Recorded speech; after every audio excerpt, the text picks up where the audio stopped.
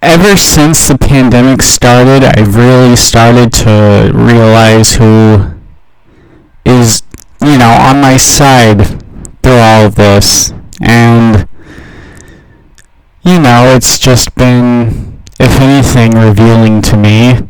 And, it just showed me how little society can care about someone.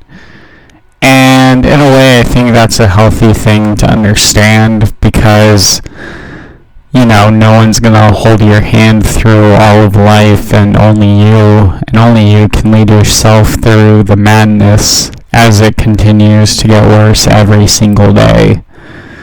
And that's one of the ways that I've chosen to react to all of this. And it's just weird that I can't get the same amount of empathy from other people. Well, I can, but it's rare whenever I do. And I don't know, I just want to start calling certain people out for shitty behavior. And not that I haven't done anything shitty in the past. Well, all of us have, but we continue to learn from it because we're human beings and that's all we can really do. But I'm just tired of, feeling like these same old thought patterns and stuff like that. And I'm ready to just make progress with my life in general. And I feel like that's what college has been doing for me recently. I just really fucking hate the whole COVID situation, and I really fucking hate any conversations, anything revolving around it, because nothing productive can get done from just talking about something we will most likely disagree on anyways, because I think this whole thing was a fucking scam.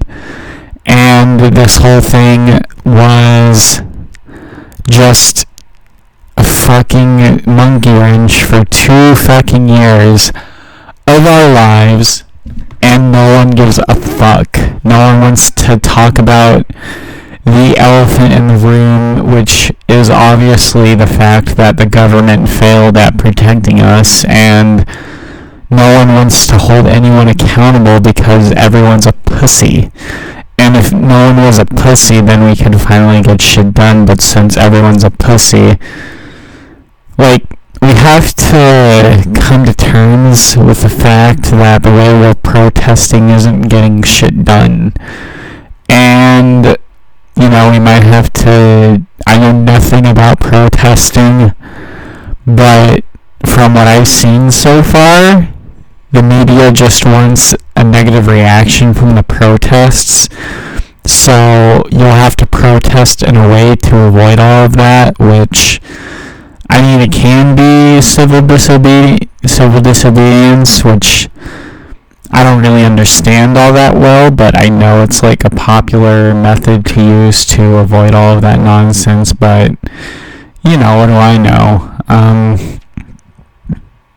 I think there needs to be something done in society soon that doesn't involve the Great Reset, because I want to own stuff. I bought my own PS4, and I bought all of the 60 games that come with it, and I feel value from that, and I want to, own what I buy, and I feel like that's a reasonable thing to expect from society, especially after enduring 2 years of trauma. And I'm gonna start calling this kind of stuff out, because we've been willfully ignoring it, and there has to be a time where we have an open conversation about the darker implications of what actually happened. And I think what actually happened has left people in a state of shock, whether they know it or not. And yeah, it's just interesting.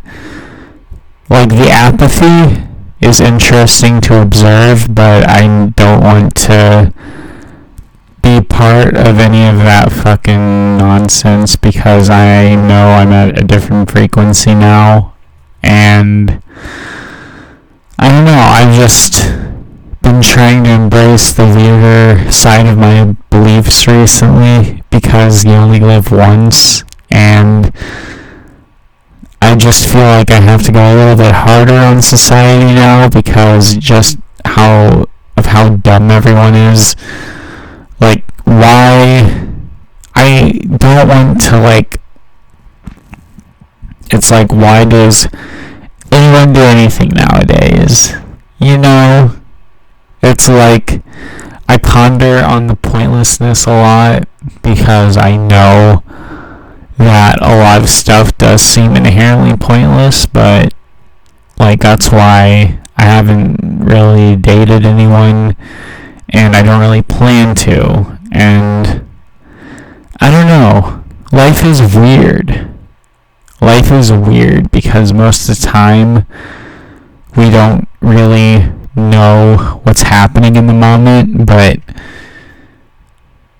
I feel like at a certain point we have to come to grips with reality, with the reality of the life situation before us. And if it's going to get worse, then, you know, we're just going to have to prepare for that spiritually, mentally, and physically. And we're all going to have to most likely do this on our own, so we have to find our own routes back to sanity, because no one's going to show us the way back but ourselves. And all of this stuff can already be difficult to realize when you struggle with depression, anxiety, post-traumatic stress disorder, and things like that. And, like, for some fucking reason, some dumb fucks, like, don't even agree that anxiety exists.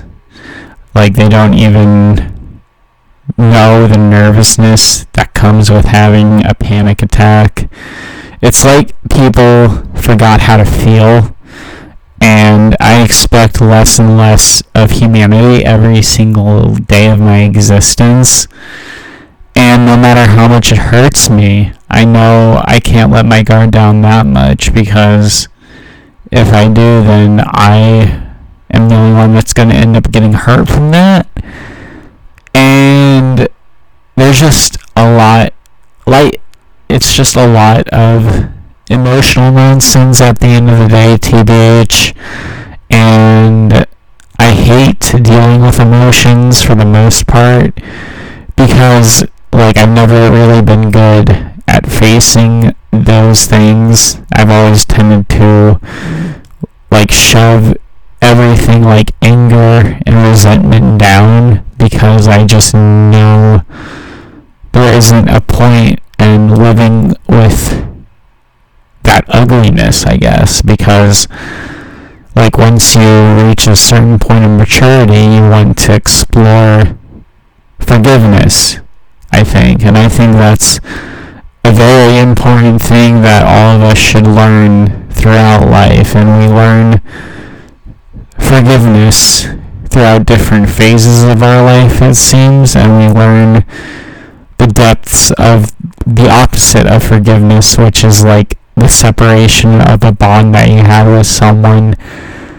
But that's just a mysterious life thing, I guess, because forgiveness is a rare commodity to come by these days. And when you come across a moment of forgiveness, it's always important to take up that opportunity, because after that moment, not only will you feel better, but you'll also leave a positive impression on the other person's life. Like, I feel like the only thing I couldn't forgive a person for is murder, which I think is reasonable. Like, I just don't think killing is right.